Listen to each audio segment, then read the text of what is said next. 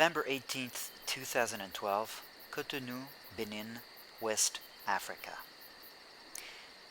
Gregory and I were driving home on the expressway when suddenly he sees, 50 meters away on his far right, a person I hadn't seen, a person lying on the sidewalk just in front of the store. So we turned back and headed for that spot, and what we came upon is a sight that's been haunting me since.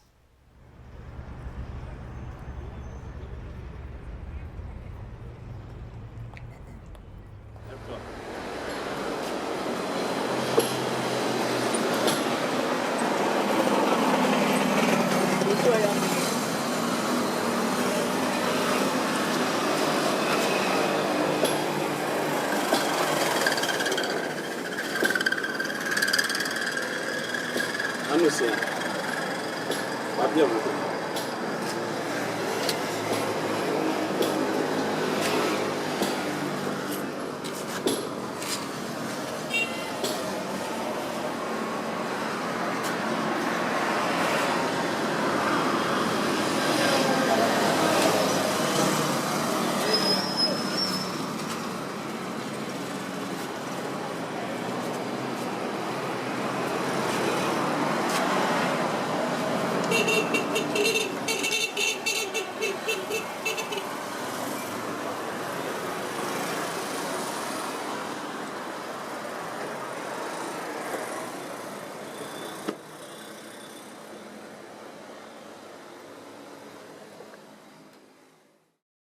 Catholic, originally from Benin, Gregoire left school early and in search of adventure settled in Bouaké, Côte d'Ivoire in 1971. Within 5 years he became prosperous, repairing tires and running taxis. However, in 1980 he went through such financial problems he got close to committing suicide. With counseling from a priest, he emerged from this depression craving for the scriptures. What stone can I bring to building the church? Was the question he constantly entertained in his heart. Back from his pilgrimage to Jerusalem, Gregoire set up a prayer group who visited and fed the sick, the lepers, and the prisoners. One day, stumbling upon one of those mentally ill people are so afraid of, walking about naked in the city and picking garbage cans, it suddenly dawned on him that that man and all of them deserve to be treated with utter dignity, as they are the neighbor Jesus referred to, Gregoire realized. Gregoire started visiting the homeless every night, his wife preparing water and food for them. But deciding this was still not enough, he set up a refuge in the back of the Bouaké hospital, where he started treating them with the help of psychiatrists. The word spread, his work got known, and he repeatedly got called for help in the surrounding villages. One of the worst days of my whole life, says Gregoire, was when one day I came to a village where a father forbid me to help his own son, whom he said was rotting away anyway. Outraged, I threatened to call the police, and I was let in. I'll never forget what I saw, never. Tied to the floor with barbed wires plowing through his flesh, I did eventually succeed in cutting away at them and brought him to the refuge, where at least he died in dignity. From then on, week after week, since the last 20 years, Gregoire discovered with sheer horror how families, helpless, dealt with their mentally ill in the villages. Chained or blocked in wooden beams, they were kept for 5, 10, 30 years, oftentimes in the bush, in the sun, and in the rain.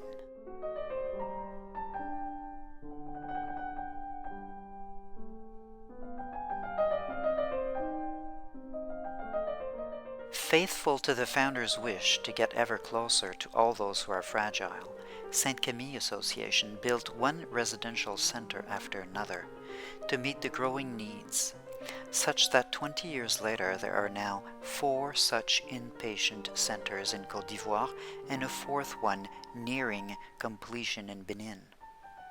There are 200 inpatients at any one moment in each of those centers, all of them staffed mainly by patients that have been successfully stabilized, of which some have become nursing aides, while others, having had their nursing curriculum paid by Saint-Camille, became certified nurses.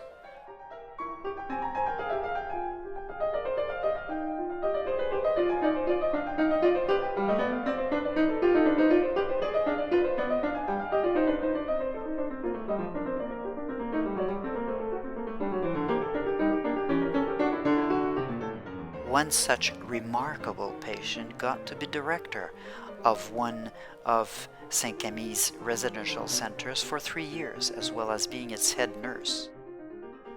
In order to best ensure long-term compliance, Gregory developed relay centers, that is, mental health dispensaries run by non-nurses from the various religious communities that are present in most of rural Benin. Supervised by psychiatrists from Europe and Canada, a mobile nursing team provides the medication and the expertise for assessing more difficult cases, some of whom may need to be hospitalized. As the mentally ill are far from welcomed in the public system, Saint-Camille has built its own general hospitals for its own patients, which also serves the local population. As Saint-Camille gets no subsidies whatsoever, a minimal financial contribution is welcomed, except for those who cannot afford, for whom care is free. Patients are trained into social skills and taught a trade, so as to help them acquire some economic self-sufficiency. Over the last 20 years, around 60,000 patients have been brought back to their families, a lot of them earning a living and founding their own family. Educating families about mental illness is done at Saint-Camille since the 1990s. They are taught there is absolutely no witchery involved in mental illness, nor are those patients contagious. They're also told to support their ill parent, encouraging them to comply to their often lifelong medication.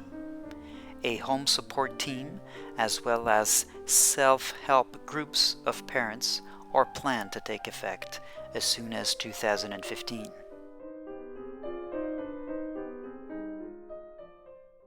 Now here we see Amadou, a young man chained for 7 years before he got freed by Gregory many years ago.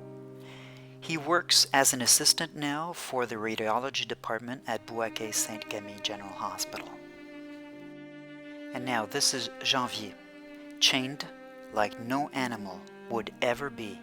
This man has now become the pride of his village, as he provides palm oil through operating a machine Saint-Camille bought for him. He now has a wife and children.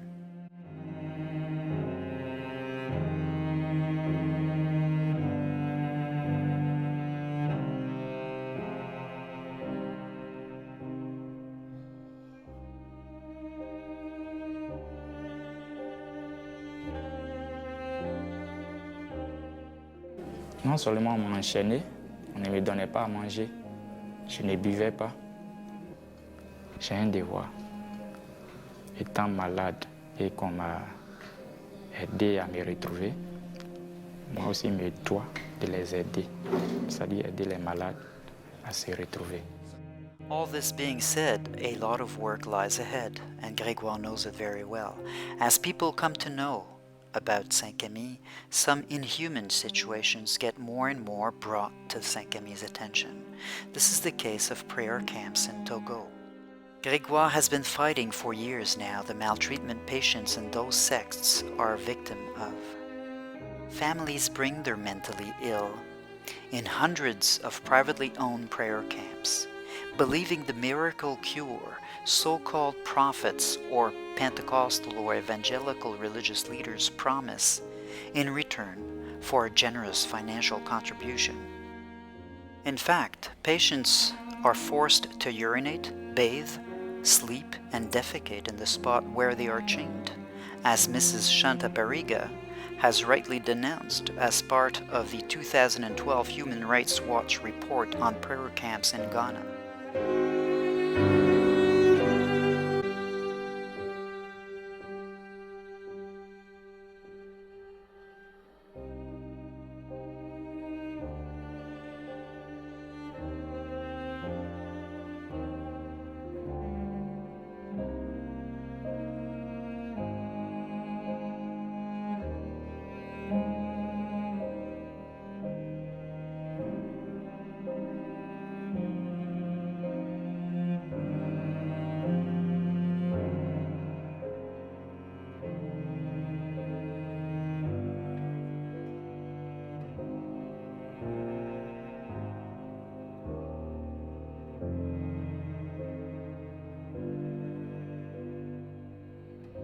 La vie est finie, claimed this patient.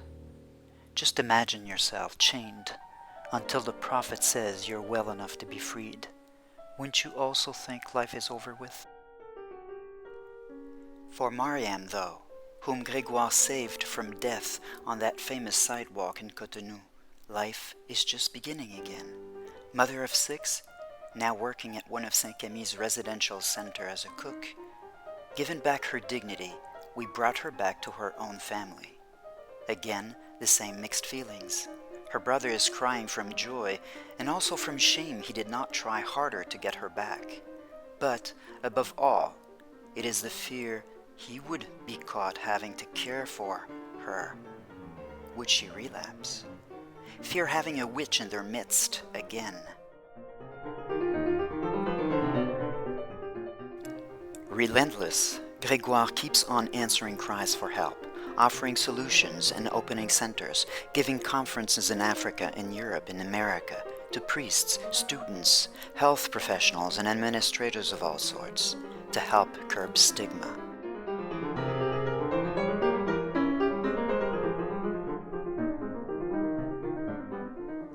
Nous devons changer notre regard. Gregoire keeps saying everywhere. We must change the way we look at people who are fragile, because all this is about humanity.